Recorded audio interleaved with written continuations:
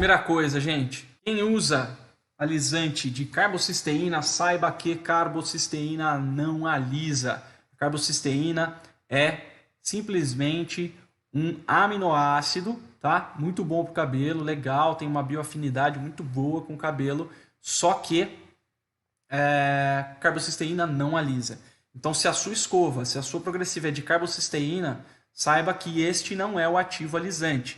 Você precisa procurar qual é o ativo alisante do seu produto para você saber exatamente o que é que você está usando, tá? Mas, olha só, a imensa maioria das progressivas, tá? Eu falo progressiva mesmo, utilizam algum tipo de aldeído como ativo alisante, tá? Lembrando que o formol é um aldeído e nós vamos ver também alguns outros aldeídos aqui. E, em geral, as progressivas são muito parecidas em nível de agressão e alisamento. Então, qual que é melhor, Felipe? Qual que é melhor? Olha só, você precisa de um produto bem equilibrado quimicamente e você precisa ter uma marca confiável. Mas, basicamente, é a mesma coisa que você pegar, por exemplo, um alisamento de tioglicolato de amônia. Todas as marcas, o princípio é o mesmo. Né? Você tem uma marca que é um pouco mais forte, uma marca que é um pouco mais fraca, mas no geral a ação desses ativos é a mesma, tá? Então, em geral, as progressivas elas são muito parecidas mesmo, tá? Enfim, tanto em nível de agressão quanto em nível de alisamento.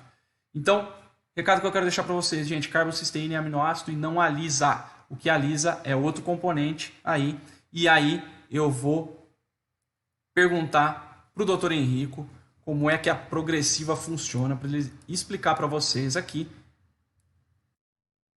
de uma forma mais profissional. Ele que é médico e professor, ele é formado pela USP aqui de Ribeirão Preto e está envolvido no mundo dos cabelos desde criança também, né? É de família de cabeleireiros, então inevitavelmente ele tem contato com esse mundo, teve contato com esse mundo. Então eu quero chamar aqui finalmente, está aqui do meu lado, ansioso para falar com vocês, doutor Henrico Del Ponte. Bem-vindo, doutor Henrico. Obrigado, boa noite. Bem-vindo. Gente, só me falem se todo mundo está escutando legal aí, que o Henrico está falando, que eu estou falando. E agora vou passar aqui o bastão para o doutor Henrico poder explicar para vocês melhor como que funciona quimicamente a questão das progressivas. Enfim, a palavra é sua, doutor. Bom, boa noite, pessoal. Eu vim aqui então a convite do Felipe, né, para falar um pouquinho a respeito da parte química e um pouco a respeito das interações pensando em saúde, tanto do profissional que vai fazer uso dessas substâncias alisantes, quanto do ponto de vista do cliente, da cliente que vai acabar se beneficiando dessa parte química. A primeira questão que a gente tem que levar em consideração é o que determina a forma do cabelo. Então, quando a gente pensa no cabelo, o cabelo é uma estrutura não diferente dos outros pelos assim que nós temos no corpo e é basicamente formada por proteína. E a principal proteína que forma o cabelo é uma proteína chamada queratina.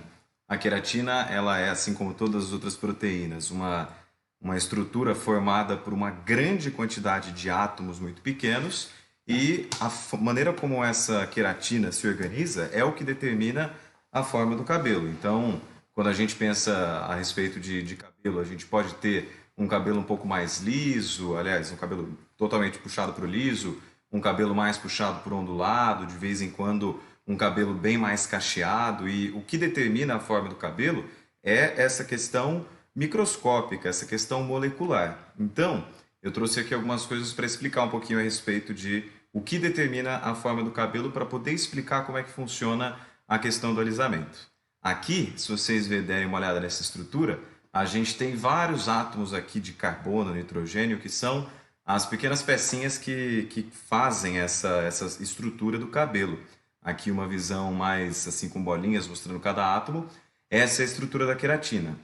Tem que entender que um fio não é simplesmente formado por esse conjunto. Na verdade, um fio ele é formado por milhares e milhares e milhares de estruturas como essa que você está vendo aqui, todas ligadas. E elas são ligadas basicamente por meio dessas ligações que vocês conseguem ver aqui. As duas principais ligações que a gente tem quando a gente pensa nessas moléculas de queratina são as ligações entre cargas, as interações entre íons, positivo e negativo, e as ligações formadas por átomos de enxofre, são o que a gente chama de ligações de sulfeto.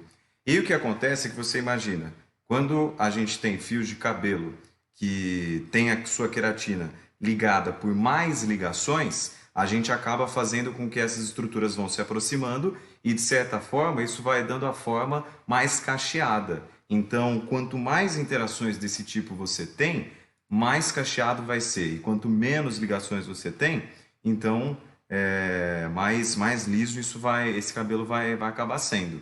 Então, como é que esses agentes alisantes eles acabam funcionando? Os agentes alisantes, via de regra, fazem com que essas ligações entre essas cadeias de queratina acabem sendo quebradas. Então aqui a gente tem, por exemplo, o formol, que é um aldeído, como o Felipe já tinha comentado, e basicamente a ação dele é promover a quebra entre esses dois enxofres aqui, daquela ligação de sulfeto que a gente viu, e aí a partir dessa quebra a gente acaba permitindo que as cadeias de queratina que ficam ali paralelas, elas fiquem mais soltas e depois sejam, junto com o aquecimento, reformuladas de uma maneira a permitir a estrutura mais lisa do cabelo. Por conta, ele até comentou, desse poder de quebra que principalmente os aldeídos têm com relação a essas ligações, essas substâncias que promovem alisamento, principalmente quando utilizadas em uma concentração maior do que os níveis permitidos pela Anvisa e etc., elas são substâncias extremamente irritantes. Então, quando a gente pensa no formol, ou mesmo nas outras substâncias como o tioglicolato e etc., quando elas são utilizadas em uma concentração muito maior, isso acaba com certeza provocando danos. A gente tem tanto dano para o próprio cabelo, né, como a gente vê nessa foto em que o cabelo fica com uma situação assim de reparo muito difícil, mas também danos do ponto de vista do corpo mesmo, né? Aqui eu trouxe uma tabela mostrando para vocês um pouco dos efeitos, tanto a curto quanto a médio e longo prazo, da exposição ao formol, que é um dos alisantes que era o preferido, né? E que acabou até sendo proibido em concentrações ligeiramente maiores do que as que eram usadas legalmente. E aí, quando a gente pensa na questão do formol, ele é um aldeído, como a gente já viu, né? E ele basicamente tem um efeito extremamente irritante para o nosso corpo. Quando a mucosa dos nossos olhos, da nossa boca, do nosso trato respiratório entra em contato com pequenas quantidades de formol, isso acaba tendo um efeito muito irritante. Então, alguns efeitos já são percebidos automaticamente, né? Assim, muito rápido.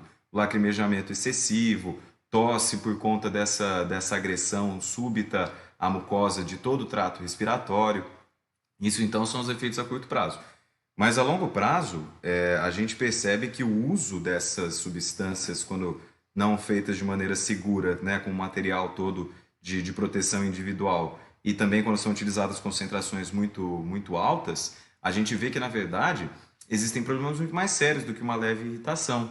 O próprio formol, quando utilizado durante um intervalo de tempo muito, muito maior, ele leva, inclusive, a uma alteração tão imensa do ponto de vista das células todas que fazem parte do nosso corpo, que ele acaba tendo um efeito de permitir o aparecimento até de cânceres. Hoje em dia a gente sabe que o formol ele é uma substância que é cancerígena, se a gente fosse parar para pensar. Realmente tem essa possibilidade de causar esses impactos extremos assim no nosso corpo. É por isso que a gente utiliza com bastante cuidado, então, essas substâncias.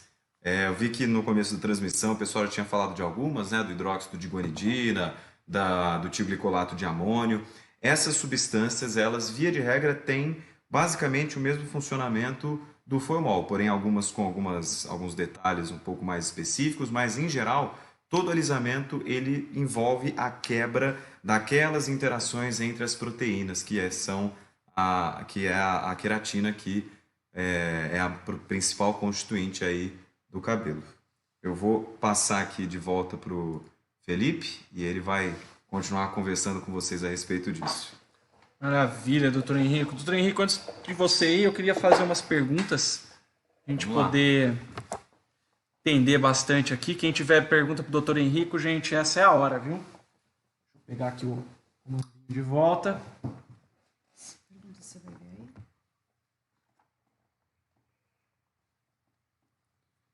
aí. Vai trocar, Bia? Pode ficar.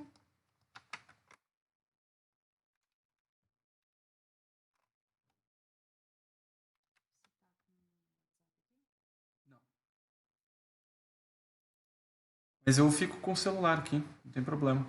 Bom, vamos lá, deixa eu... Olha só, doutor Henrico. Você falou sobre o formol, né? A gente pode dizer que o ácido carboxílico, por ser um aldeído, também... Eu estou perguntando isso porque a maioria... Perdão, gente. A maioria do pessoal falou que usa o ácido carboxílico, o ácido glioxílico, perdão.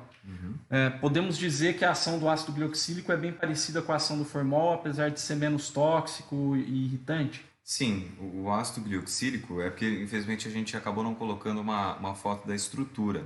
Mas o ácido glioxílico, ele na verdade, a estrutura química dele é muito parecida com a estrutura do próprio formol.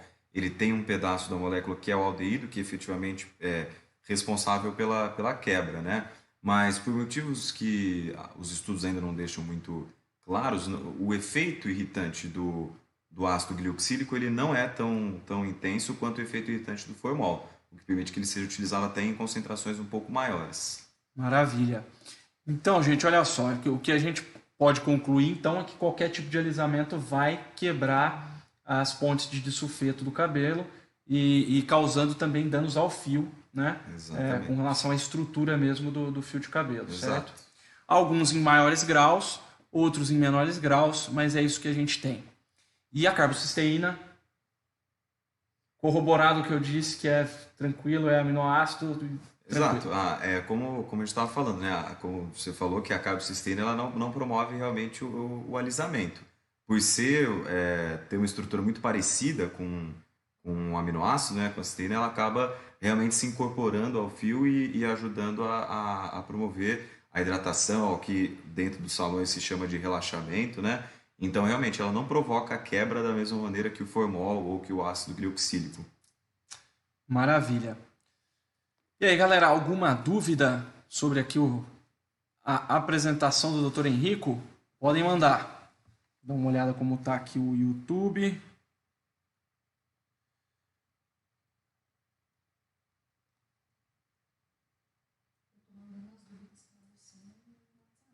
Ah, você está mandando? Vamos lá, vamos lá.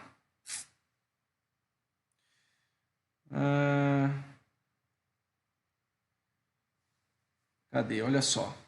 Jaqueline. Jaqueline falando, mas geralmente as escovas progressivas, que são de carbocisteína, vêm com junção de ácido glioxílico, exatamente. Progressivas reformuladas, exatamente. Então, olha só, geralmente as progressivas de carbocisteína, né, que são vendidas como progressiva de carbocisteína, como se a carbocisteína fosse o ativo alisante, na verdade elas vêm associadas a algum outro tipo de ativo realmente alisante. E ela continua, olha lá.